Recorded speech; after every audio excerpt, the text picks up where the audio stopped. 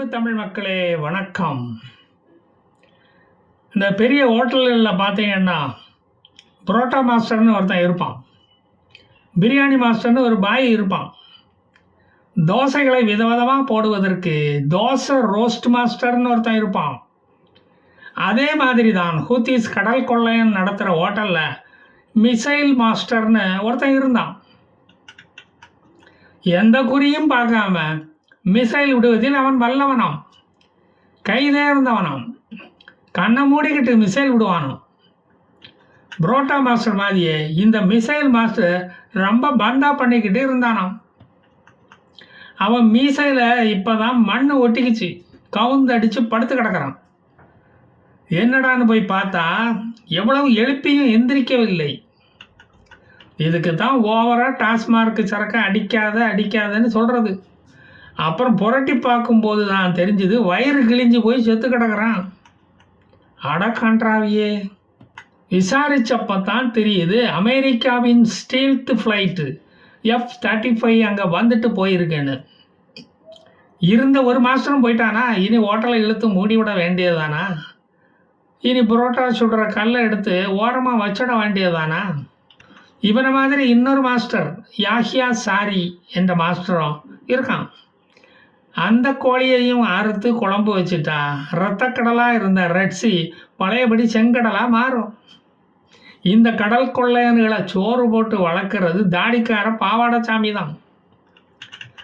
அவனுக்கு சங்கு ஊதுனாதான் உலகம் மகிழ்ச்சி கடலில் பயணிக்கும். அதுக்கு தான் இஸ்ரேல் முயற்சி பண்ணிக்கிட்டு இருக்கு. ஒன்றிய கிழக்கு நாடுகளில் இருக்கிற தலைவர்களில் பாதி பேர் இந்த மாதிரி புரோட்டா மாஸ்டர்களாக தான் இருக்கானுங்க. அவனுங்க நடத்துகிற ஹோட்டல்களையும் இழுத்து மூடிட்டா நமக்கு வயிற்று தொந்தரவு அதிகம் இருக்காது, வராது. பார்த்தீங்களா? அதுக்கு தான் சொல்கிறேன்.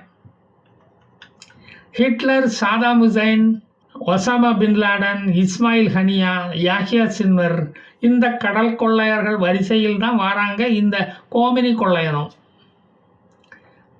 நம்ம இவங்களை டீசெண்டாக கடற்கொள்ளைன்னு சொல்கிறோம், மற்றவங்க அநாகரீகமாக சர்வாதிகாரி என்று சொல்கிறாங்க.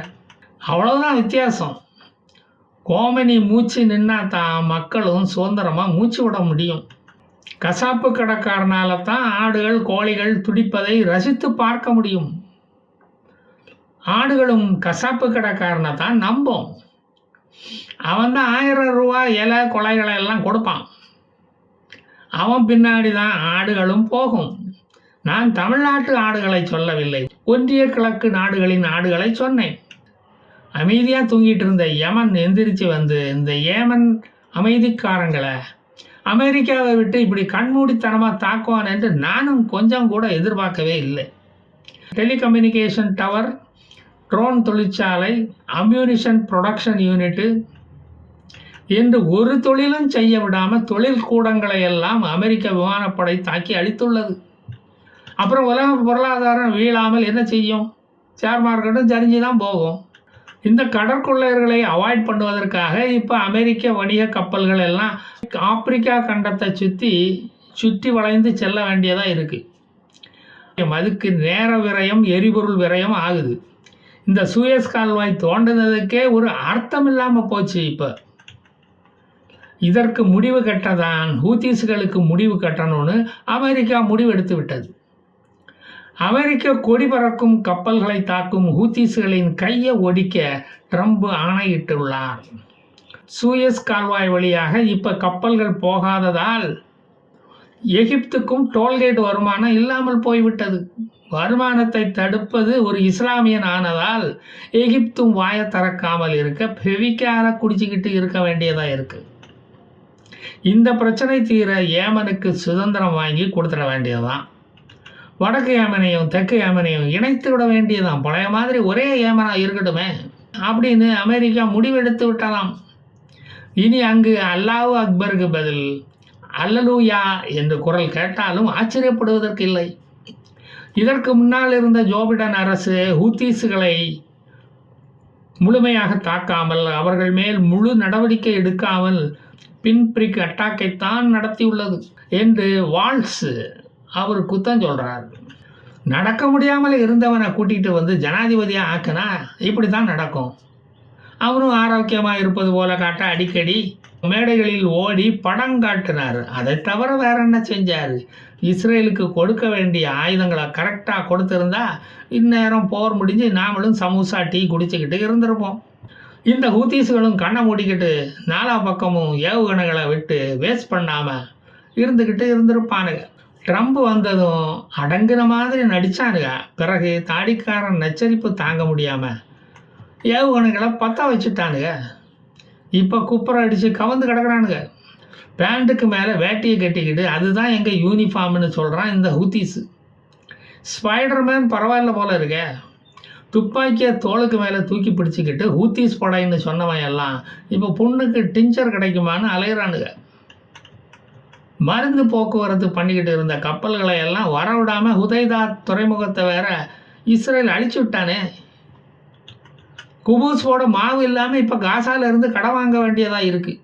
அவனுக்கு தான் கொள்ளையடிச்சு வச்ச ஸ்டாக்கு அவனுங்கள்ட்ட நிறைய இருக்கும். ஜோ பிடன் மாதிரி ஹூத்தீஸ்களை சாஃப்ட் கார்னரோட கையாளக்கூடாது.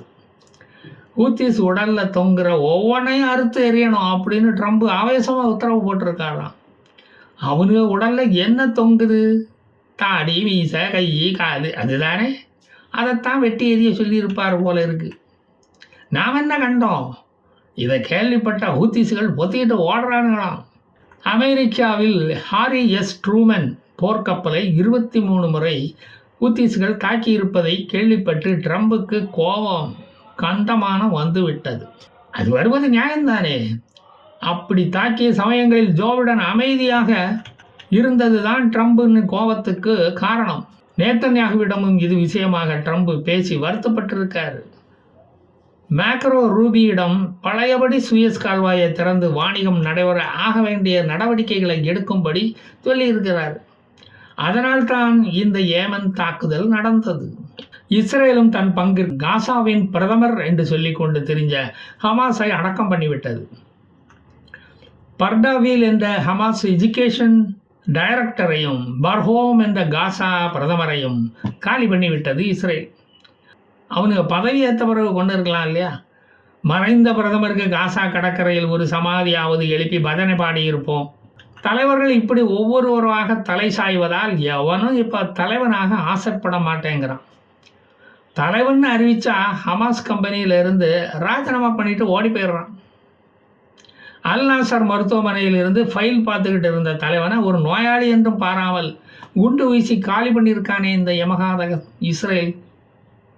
புதுசாக ஹமாஸில் சேர்ந்தவன் எல்லாம் இப்போ கொலை நடுக்கத்தில் இருக்கானாம். அந்த நடுக்கத்தில் ட்ரிகரில் விரல் பட்டு திடீர்னு துப்பாக்கிகள் வேற வெடிக்கலாம்.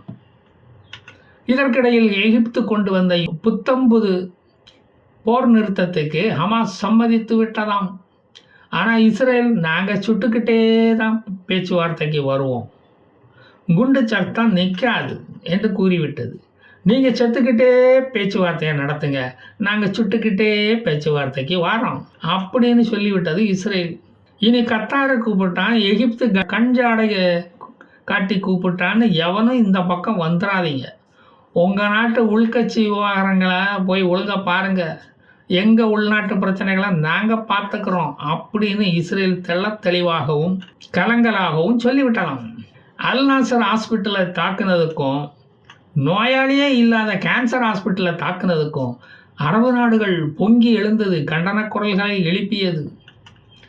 உயிருக்கு போராடுகிறவனைத்தான் ஹாஸ்பிட்டலில் கொண்டு வச்சு வைத்தியம் பண்ணணும். நல்லா தின்னு கொளுத்து போயிருக்கிறவன் ஹாஸ்பிட்டலில் நோயாளி வேஷம் போட்டால் அந்த நடிகனுக்கு நாங்கள் அவார்டு ஷீல்டு எல்லாம் கொடுப்போம். நீங்கள் வேணால் உலக கோர்ட்டில் போய் முறையிட்டு எங்களுக்கு தண்டனை வாங்கி கொடுத்துடுங்க அப்படின்னு இஸ்ரேலும் சொல்லிவிட்டது. இப்போ ஜோர்டான் ஒரு ப்ரொபோசல் ஒன்றை கொண்டு வந்திருக்கு. அதாவது நாங்கள் ஒரு 3000 ஹமாஸுகளுக்கு ஜோர்டானில் அடைக்கலம் தாரோம்.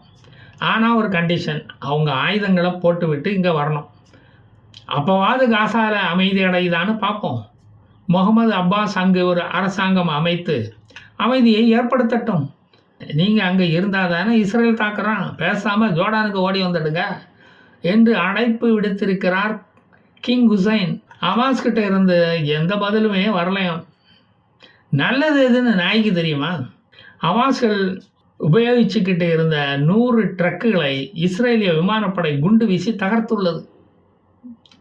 இந்த வண்டிகளில் தான் அல்லாஹ் அக்பர் கோஷம் போட்டுக்கிட்டு பிணைய கைதிகளை அழைத்து வந்து கொண்டிருந்தார்கள். இப்போ அந்த பந்தா மாஸ்டர்கள் எல்லாம் மண்ணுக்கடியில் போயிட்டாங்க.